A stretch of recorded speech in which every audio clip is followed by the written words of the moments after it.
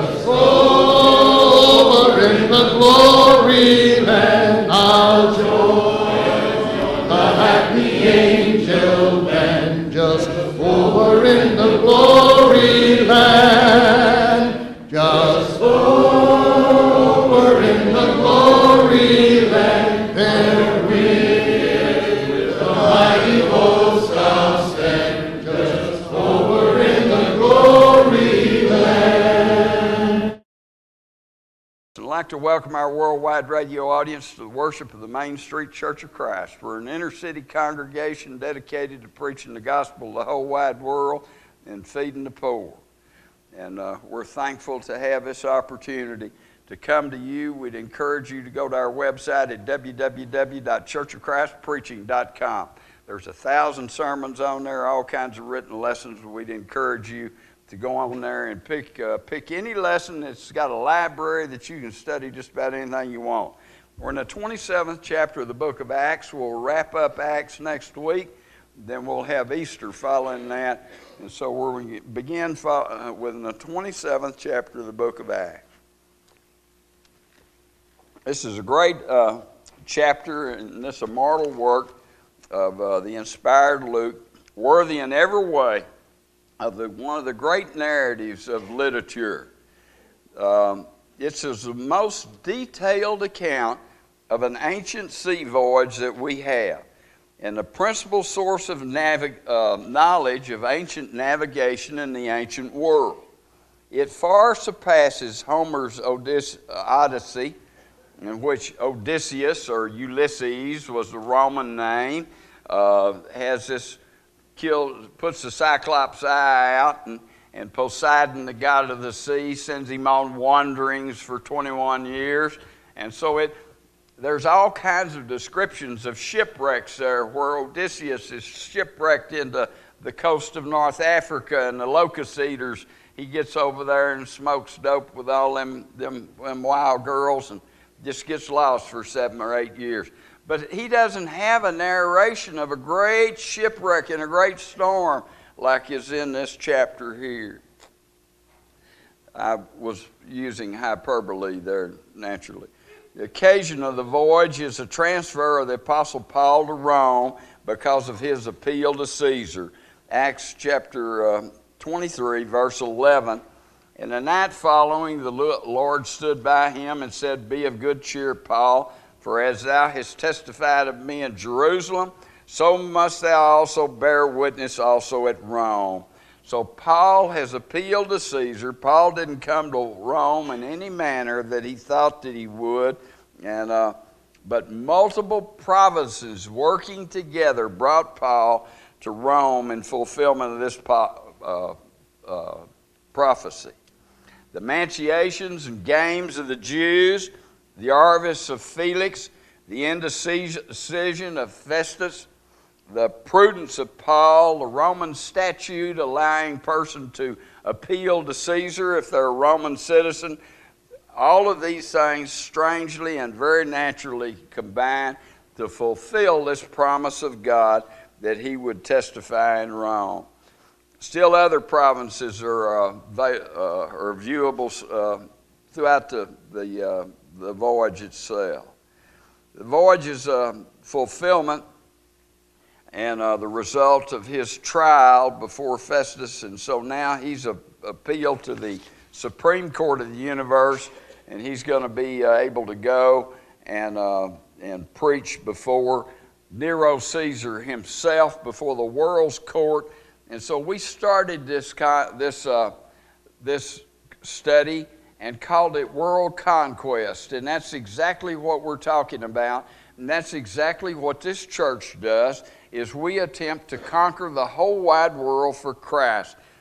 And so the story of the voyage and the shipwreck is an eyewitness account, and it has great vividness and depth and detail. And the vocabulary is the vocabulary of a medical man, not of a seafarer. And so Luke uses what he's got. He's got a medical vocabulary. He's unfamiliar with nautical terms. But every maneuver of the voyage, he describes what he saw. And he makes it in plain language, so it's very evident that it's written by an eyewitness, the person that was there. And so one of the most interesting, the we sections are part of this, showing that Luke is an eyewitness to this. And so a book, The Voyage and Shipwreck of St. Paul, published by James Smith, himself a yachtsman who had spent many years cruising in the Mediterranean, exactly where this voyage takes place. He bears witness to the remarkable accuracy of Paul's description here, and he even found the coast, the exact spot on Malta where Paul was shipwrecked. And so no matter how powerless or feeble man appears, we all are nothing when we contend with the mighty forces of nature, especially a roaring sea. Men almost instinctively call on God. I've seen men die falling off a 5-story, and the last words they said was God. Unbelievable. Oh, God. Instinctively, men call on God at times like this, during times of terror and things like that. One of those merchant vessels he's going to travel on, and it's just exactly like what generals and princes, everybody who's going to travel in those days had to depend on this kind of ship. And so he catches it at the harbor in Caesarea, and they head north towards Adramyttium, and which is on the coast of Asia, where it was expected that they would have opportunity to find a vessel going directly to Italy. Acts chapter 27, verse 1. And when it was determined that we should sail into Italy, they delivered Paul and certain other prisoners unto one named Julius, a centurion of Augustus's band. They delivered, the antecedent to they delivered is the last name pronoun back in the verse, and that's Festus, Agrippa, and Bernice. So they delivered unto Paul, unto this centurion. Actually, Festus is the one that wrote the necessary orders, but these people sent him on because he had appealed to Caesar. They wanted to send him back to Jerusalem for trial, and Paul knew that he'd be murdered if that happened, so he appealed to Caesar. And so certain other prisoners, Ramsey, one of the scholars, believes these have been criminals that are being taken back to Rome for the amusement of people in the Colosseum, and that they might be fed to wild animals and things like that. Few people like Paul had the respect and the distinction of being remitted for trial before the highest court in the empire. Very, very few people had that opportunity, and Paul, because of his citizenship, did. Julius, a centurion of Augustus's band, that was named after the emperor, and the centurions are talked about as being very favorable in the New Testament. And so Augustus's band is kind of like the Queen's Lancers, or is a unit of the Roman army, like the 82nd Airborne is a unit of the American Army. Acts 27, verse 2. And entering into the ship at Adramyttium, we launched, meaning to sail by the coast of Asia, one Aristarchus, a Macedonian of Thessalonica, being with us. This was a tramp vessel making port, every little port along the way it's stopping at. And Paul had just made that journey coming to Jerusalem in Acts 20 on a tramp vessel, stopping at every port along the way. And now he's going back the opposite direction, heading back to Rome. This Aristarchus, it's not certain what he is. The text sets him off apart from other prisoners, so he's not a prisoner. He's probably, it says back in earlier in Acts, it says that God gave certain people to Paul. And these people acted as servants, as step and fetch it, as messengers, as getting stuff for him. And so this guy, Luke, was his own personal physician. And so one scholar, Ramsey, thinks that Paul had come into a lot of money. He'd had a big inheritance. Either that or Luke had a large sum of money, or the church supplied him with everything he needed. And so Luke attended to Paul as his personal physician. That was either paid for by Luke or by Paul himself or this Tarsus guy. It could have been either of them, or more than likely Paul was the paymaster. Some believing that Luke and Tarsus passed themselves off as slaves. And you would expect that to the Romans. That would, any wealthy man, Roman citizen, just think how they thought about Paul. The Jews hate him, and the Romans don't like the Jews. Now, the reason they don't like the Jews is that the Jews were like this all the time. They wouldn't shake hands with you. They wouldn't do anything. They were wrapped up in ceremonial holiness, and they thought that if they touched a Gentile or touched a Gentile's money, that it'd make them unclean. So they're wrapped up in this ceremonial holiness. They think that they're high on the hog, big shots. And Romans know what they mean and how they're treating them, and they know that they hate them. So here is a good Jew, a Hellenized Jew, even a Roman citizen, and all the Jews hate him. The Romans must have really loved him because they didn't like the Jews at all. So Paul is given a whole lot of freedom and respect here. They probably passed it as slaves. Under no condition would a penniless traveler been given the respect like the Apostle Paul was given, either in the 1st century or the 21st century. If you don't have the bucks and you don't have the grease and you don't have the servants, then you're a nobody. So they put to sea. The narrative here is broken off, and we see that Luke is a part of this in Acts 27, verse 3. And the next day we touched Sidon, and Julius, the centurion, courteously entreated Paul and gave him liberty to go into his friends and refresh himself. He just gave him a day pass. He just said, "I'll go on. You can go into town and see them Christians. There'd be no problem." Why would he do that? Can you imagine that when Paul left Caesarea?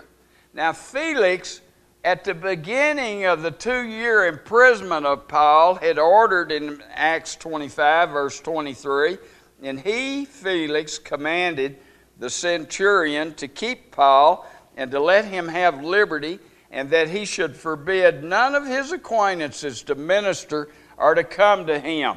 He could have unlimited visiting. Don't you know that he's an apostle? Don't you know that all manner of Christians was in there all the time? There was people coming, bringing him breakfast, lunch, and dinner. People coming and ministering to him all the time. They heard that admonition of Jesus in Matthew 25, "I was in prison and you came to me." And don't you know they practiced that for that 2 years?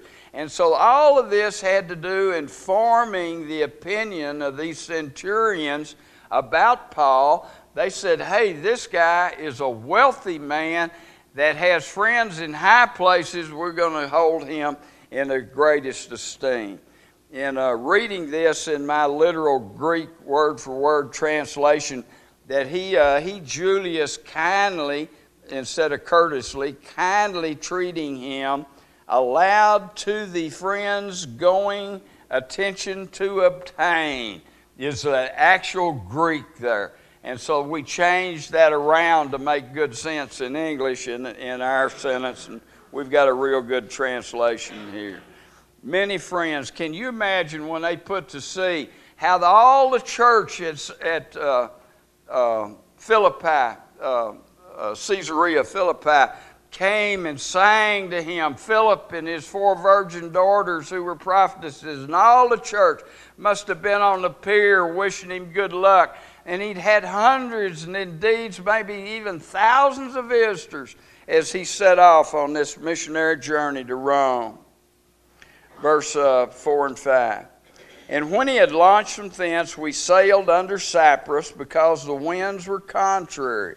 And when we had sailed over the sea of Cilicia and Pamphylia, we came to Myra, a city of Lycia. The winds were contrary. They made slow, steady progress westward up the coast of Asia Minor, and the route to Rome lay directly west. And so the winds were coming from almost the exact direction that they want to go in. And it forced them to sail northward along the coast there of Caesarea to Asia Minor. So it's late August, early September, and approaching the time that navigation in the Mediterranean is not safe anymore. 6 months it was good, and 6 months it was bad for sailing.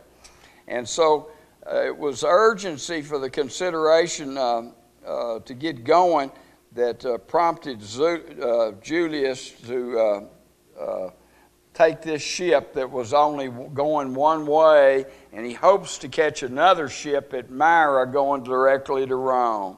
And so this is one of the great harbors of the wheat trade, from Egyptian wheat going to Rome. And so sure enough, they pick up a ship heading directly to Rome, verse 6. And there was a centurion found a ship of Alexandria in Egypt sailing into Italy. They're going all the way to Rome.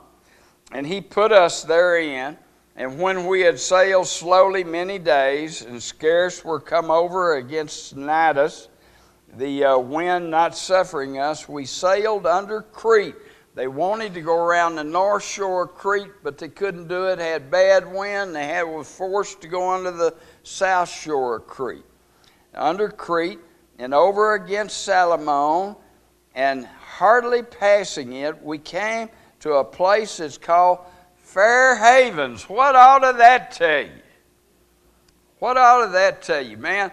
I'll never forget when I was a kid, I'd drive to California some with my dad, to Arizona and stuff, had an uncle out there. And so back in the 50s, we had no air conditioning or anything. Man, when you drive from here to Abilene, and then you drive from Abilene to Pecos, and then you start across that flat desert out there, man, we were going 90 miles an hour back in them days, across that flat desert out there. And then the first place you get to, guess what the name is? Sweetwater. Wonder why they named it Sweetwater. Well, if you'd been on a wagon train for 6 weeks and been crossing that desert, when you come to any kind of water, it'd be Sweetwater, wouldn't it? And so they named that Sweetwater. Why do you think this place is called Fair Haven? It's like telling you, it's like a big neon sign saying, last chance, don't go nowhere else, stay right here. This is the last Fair Haven, there'll be no more. Verse 8, and hardly passing it, we came to a place that's called the Fair Havens, nigh there unto the city of Lycia. And so this is increasing tedious passage. The wind, west or northwest, compelling them to leave Cnidus and take a less desirable eastern side of Crete, then creep along its southern shore to this place called Fair Havens. And so sailors knew that this was a special danger during those times of year, and like many things that occur in everyday life, a different ship didn't solve the problem. It's not the ship is the problem, it's the wind that's the problem. Many a marriage partners tried a new ship, and it hadn't worked out any better. They got the same results as they got with the last ship. Many people change jobs, and they don't get any better job with a new job. And so we make decisions in life. We make strange decisions in life, and we get ourselves often into a storm. And so this is a ship of Alexandria, a great vessel for those times. It carried a cargo of wheat plus 276 passengers and crew. And it was estimated by Bowles to be of 10 or 11 tons. That's the size of a modern small freighter. And so Josephus took a ship just like that he says it had 600 passengers, Josephus, a Jewish historian, and his ship sunk too. So Paul has got great experience and stuff like that. Wheat's a very dangerous cargo because it's shifting, causes the ship to roll. And the plan was to go north of Crete, as I said, but the wind wouldn't prevent it, and they went under Crete, and they're just hugging along the southern shore there. Now, about halfway along that shore is Fair Haven, verse 9. Now, when much time was spent, and they were sailing now dangerous because the fast was now already past, Paul admonished them and said unto them, Sirs, I perceive that this voyage will be with hurt and much damage, not only to the lading of the ship, but also of our lives. It's altogether possible that Paul was invited to give his opinion about this because he was a world traveler and a man of great experience. He'd already suffered shipwreck 3 times. In 2 Corinthians 11:25, he says that he suffered shipwreck 3 times. This is going to be 4. And he says, a night and a day have I spent in the deep. So Paul has great experience in it. And so Julius probably asked his opinion, and Paul gave his opinion. But the foolishness of wise men gives way to hopeless abandon here. The fast was past. That means the Jewish Day of Atonement. So it's sometime between October 1st and which is already past the bad weather time from September 15th to March 15th. So wherever you're at September 15th, you better stay there until about March 15th, or you're liable. It's just a dice shoot. You're liable to get sunk. Paul says, I perceive. That's not a prophecy. He's just speaking about personal opinion, personal advice. He's giving advice, and he just says that you better not do it. And so what he said came frightfully close to being exactly what happened. Acts 27:11. Nevertheless, the centurion believed the master and the owner of the ship more than those things that were spoken by Paul. And because the haven was not commodious to winter in. Now that term, commodious, means that it wasn't a party town. You know, you can just hear the soldiers and the crew say, hey man, just 40 miles down the coast is Boys Town. What's wrong with y'all? We can go down there. They got temples. They got party stuff. Everything we ever want. We can winter down there. It's just 40 more miles. And so, you know, they put their 2 cents in. And so it was not commodious where they were at. There wasn't a city, wasn't a bunch of bars and party places and stuff to winter in. The more part, all the people who counted is how the centurion made his decision. That's what the more part here means. Advised to depart thence also by means that they might obtain finis. This is a nice party town. And they're there to winter, which is a haven of Crete that lieth, and in seaman's terms, it lies to the west, but then you got to go around that tip of Crete and go northwest then. So what they've got to have is a southerly wind to do that. And so the centurion appears to be in full command of the vessel, which you would expect. This was probably a chartered vessel of the Roman Empire that the government had chartered, and the centurion's in control in spite of the owner and the captain and so forth. His vote's what counted. The more part indicates that many participated in the discussion. It'd be all of those that counted: soldiers, merchants, and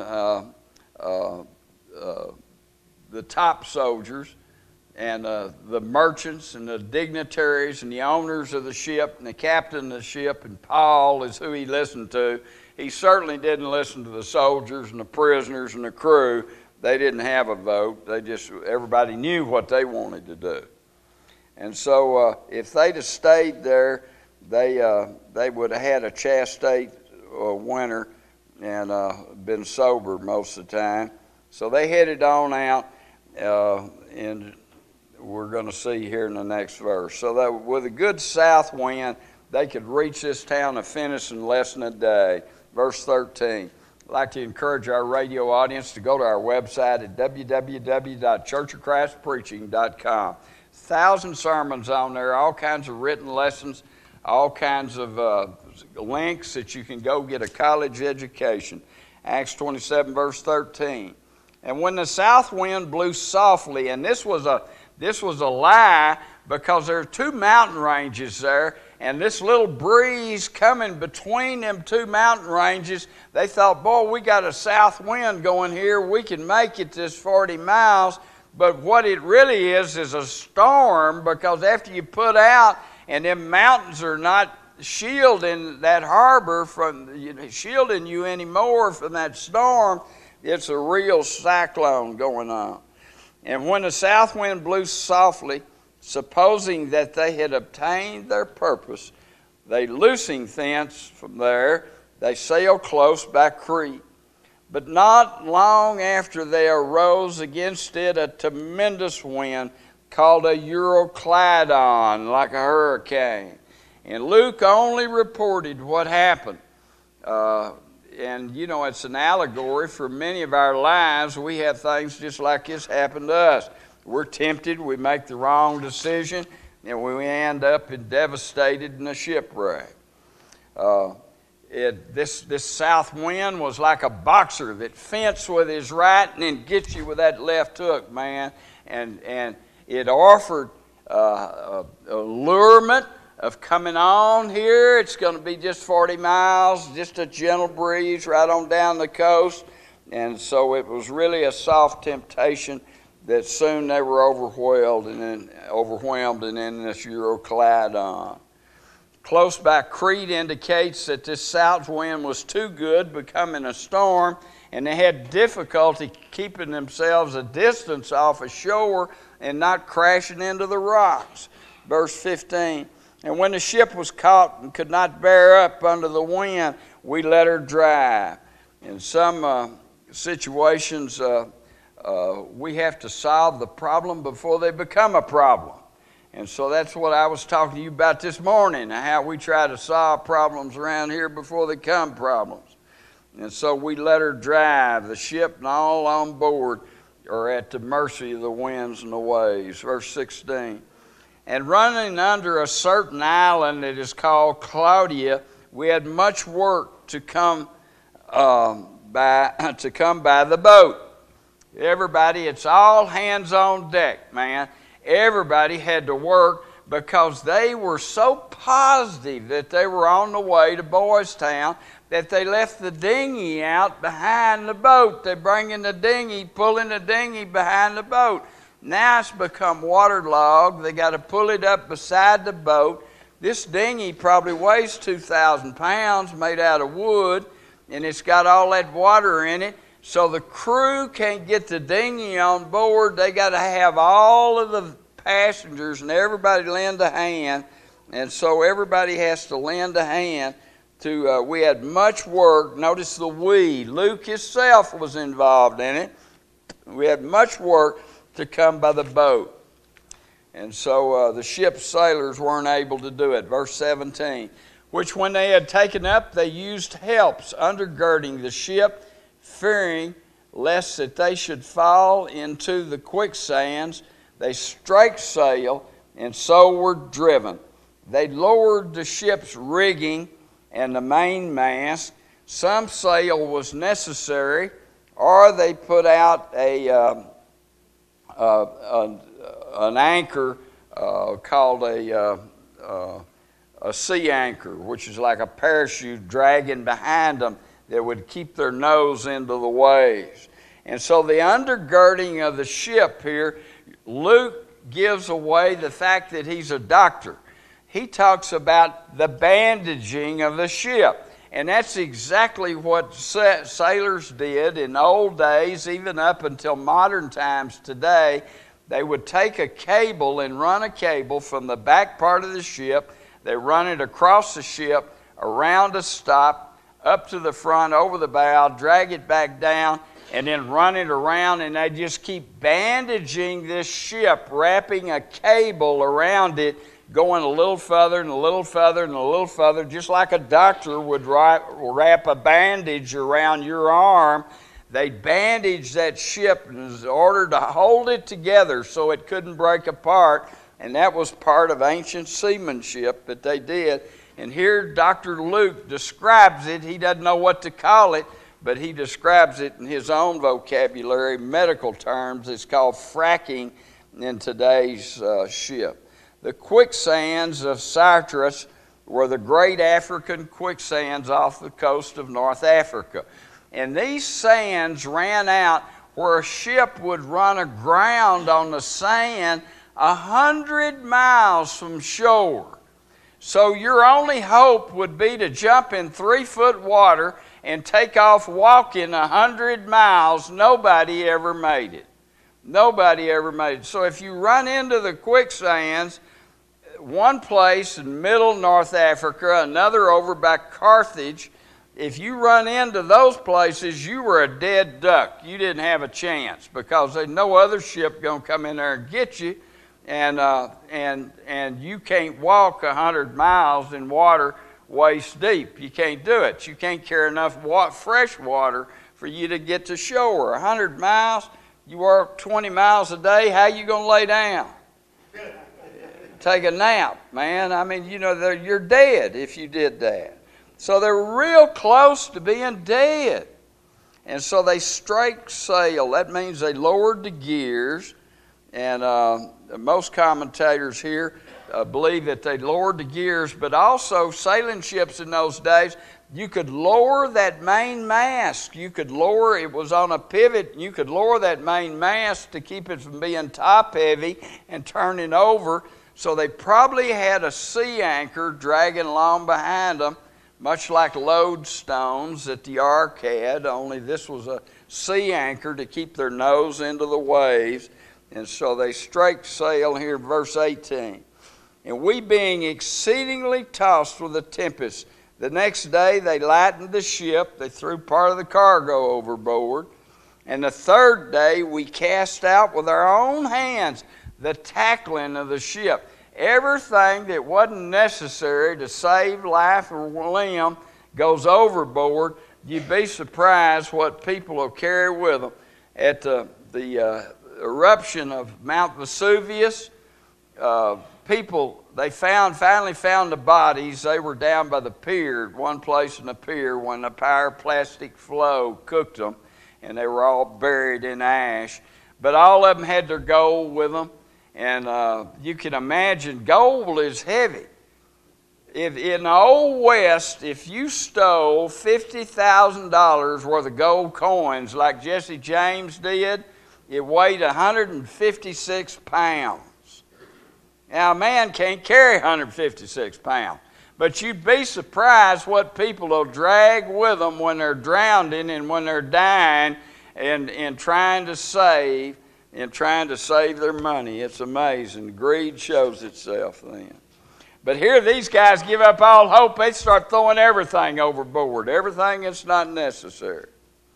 Verse 18, and we being exceedingly tossed with a tempest, the next day they lightened ship, and the third day we cast out with our own hands the tackling of the ship. All thought of profit is vanished. So this is a survival situation, and all hands on board and throw everything we don't need overboard. Verse 20. And when neither sun nor stars in many days appeared, and no small tempest lay on us, all hope that we should be saved was then taken away. Kaufman was among those who said, who has ever been in a leaking ship on a long, continuous gale can know the suffering under such circumstances. The strain, both of mind and body, the incessant demand, labor of all the crew, terror of the passengers, the hopeless bailing out of the bilges where water's coming aboard, the driving of the storm, the effect of the cold water and the wet. It's a scene of extraordinary confusion, anxiety, and fatigue. Euroclydon has left them only two prospects: being driven into the coast of Africa and dying there, or being shattered on some island, on the rocks on some island in the Mediterranean. And you ever try to swim ashore on the rocks, you're a dead duck. I'm telling you now, the ocean will beat you to death on the rocks. So either one of them, they were looking at death. Verse 21, but after a long abstinence, Paul stood forth. Now, think about that word abstinence.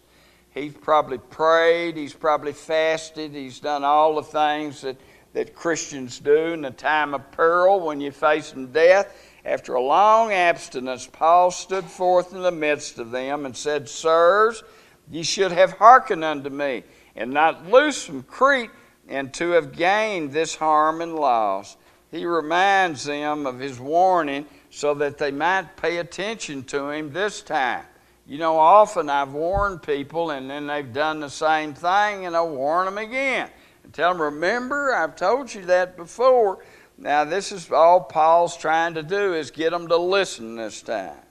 Verse 22, and now I exhort you to be of good cheer, for there shall be no loss of any man's life among you, but the ship. We're going to lose the ship, but none of you will die. For they stood by me this night, the angel of God, whose I am. I sure hope you belong to God. Because if you belong to God, the angels of God is standing around you and will look out for you if you really belong to God. Notice he says, the angel of God, whose I am, and whom I serve, saying, Fear not, Paul, thou must be brought before Caesar, and lo, God has given thee all them that sail with thee. Therefore, sirs, be of good cheer, for I believe God, and it shall be even as it was told unto me. Man's foolishness is God's opportunity. It's an opportunity for the gospel to do business. It's not our business to tell guys, hey man, look at all this dope, what it's brought you. It hadn't done you any good at all. We tell them that, but then we offer them the way of salvation. We do this with all of the sinful people that come around us. We offer them an opportunity to repent. That God wants you to save. The Lord is not willing that any should perish, but all should come to repentance.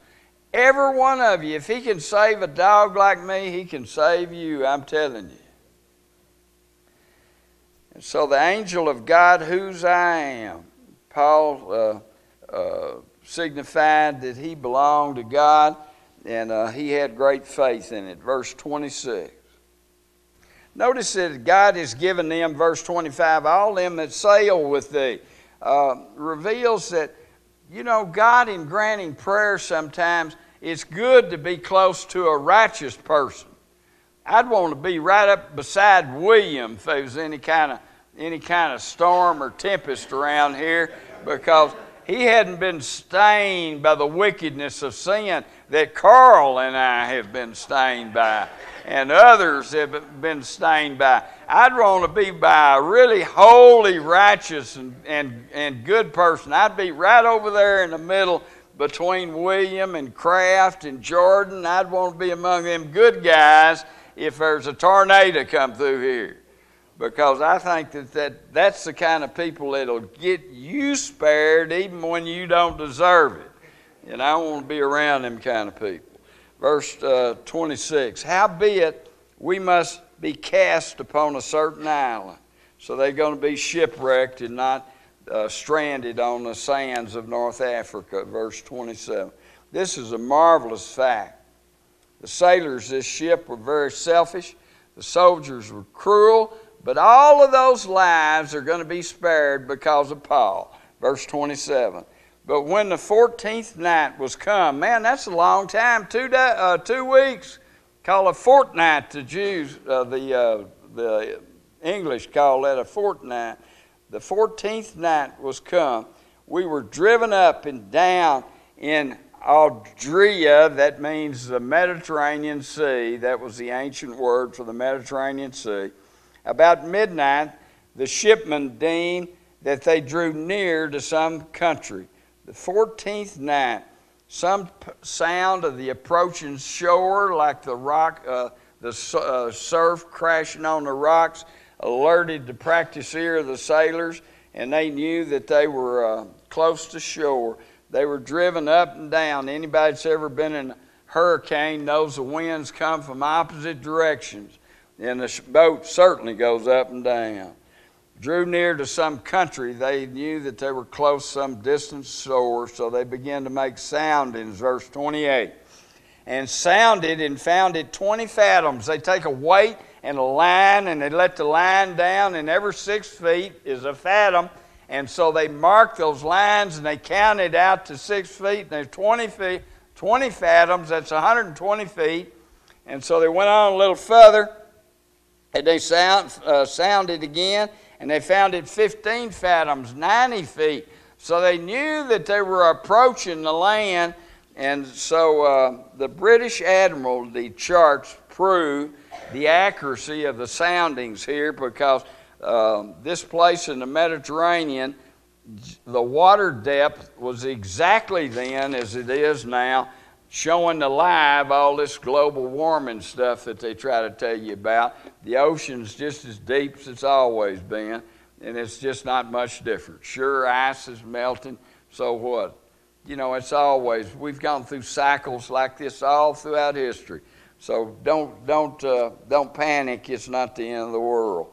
They just want you to not own cars and take buses, that's all. But notice them. They all drive big SUVs, and they got guns, and they got an entourage, and they got armed bodyguards, all them politicians. It's amazing.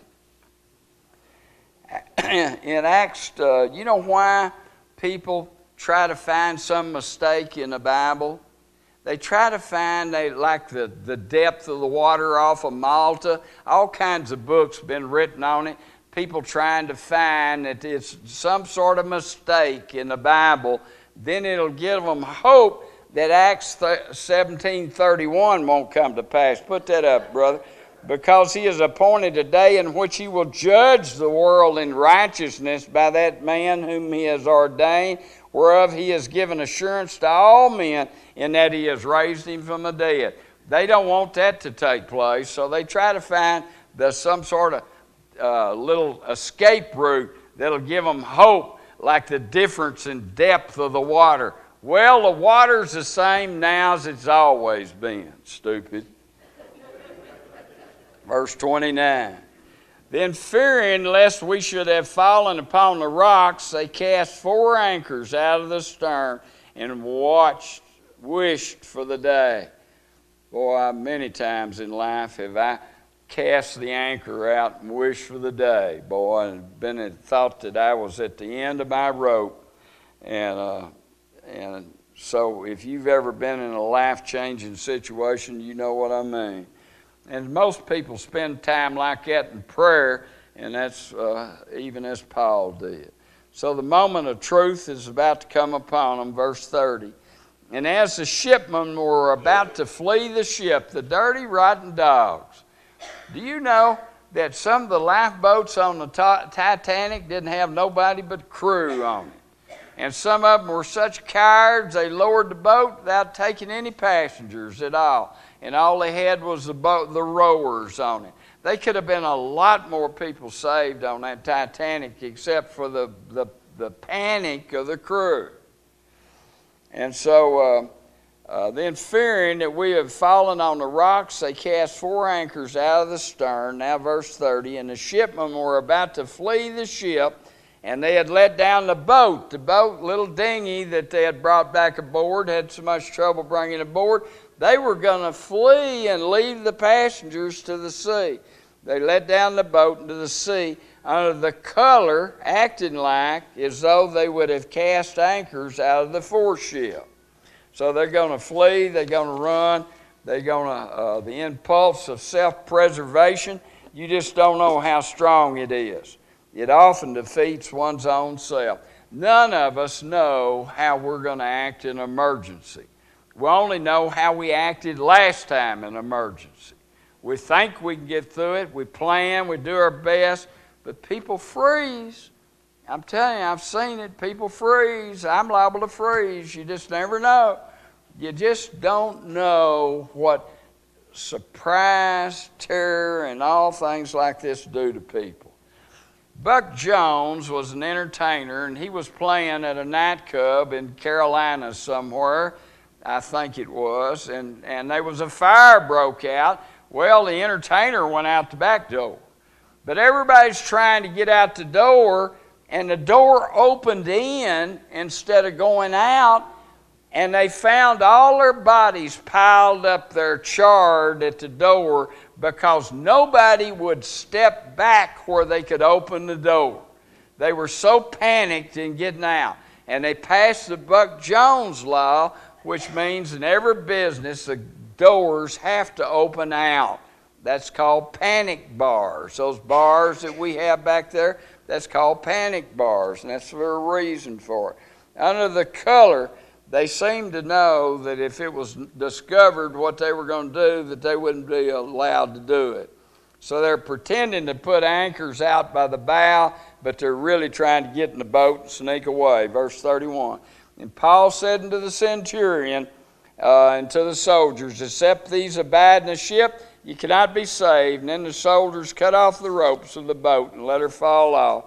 And so here we get a look at providence. We've got to do all we can do and let the providence of God take it from there. Verse 33.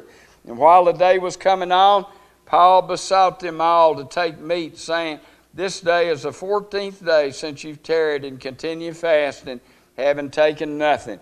Well, they've only eaten a handful of stuff here and there. This is hyperbole. That it's not that they hadn't eaten anything at all. They hadn't had a meal. Verse 34. Wherefore I pray you to take some meat, for this your health, for they shall not be one hair fall from your head. And so the prisoner Paul stands up and gives the only encouragement on that ship comes from the Apostle Paul, telling them people and giving them good advice. Verse 35. And when he had thus spoken, he took bread and gave thanks to God in the presence of them all. What a wonderful, solemn occasion this was. And when he had broken it, he began to eat. They were then were all of good cheer, and they also took some meat, in other words, took a meal, and were all in the ship 216 souls, 276 people. Verse 38. And when they had eaten enough, they lightened the ship. They cast out some more wheat, probably to bring the draft of the ship where it wouldn't be so low in the water, to bring the draft up, get some of that weight overboard where they could get closer to shore. Verse 38. And when they had eaten enough, they lightened the ship and cast out the wheat into the sea. 39. And when it was day, they knew not the land, but they discovered a certain creek with a shore, into which they were minded, if it were possible, to thrust the ship. And so this is a place between two rocks where the water has been coming in like this and bringing sand in there, and you can't see the sand is right under the water, and so they start sailing in there. And verse 40. And when they had taken up the anchors, and they committed themselves to the sea, and loosed the rudder bands. You can see a ship in those days had two rudders in the back. People had thought Luke was crazy saying they had two rudders, but then now we found ancient sailing ships, and sure enough, they did have two rudders. He loosed the rubber bands, notice the S after it, and hoisted up the mainsail to the wind and made for the shore. And so we see the accuracy of Luke's description here in every part. Verse 41. And falling into a place where two seas meet, where I was telling you about those rocks, they ran the ship aground, and the forepart stuck fast and remained unmovable, but the hinder part was broken with the violence of the sea. 42. And the soldiers' counsel was to kill the prisoners, lest any of them should swim out and escape. The soldiers of Rome were custodians of prisoners, and if any of them escaped, you had to do their time. You had to take their place. So these soldiers just told the centurion, let's kill all them prisoners, and let some of them escape, and us get locked up in their place. Verse 43, but the centurion, willing to save Paul, that's the whole reason why the prisoners wasn't killed, willing to save Paul, kept them from their purpose, and commanded that they which could swim would cast themselves first in the sea and then get to land.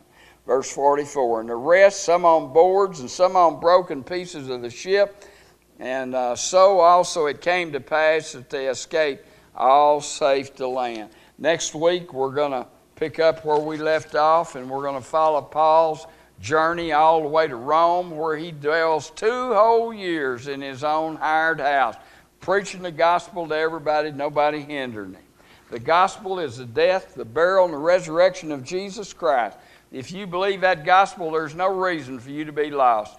You can march right down to the front right here and make confession that you believe that Jesus is the Christ, the Son of the living God. You repent of your sins, be baptized into Christ, and have all your sins washed away. If you're here today and you need the help of the church, won't you come now while we stand and sing?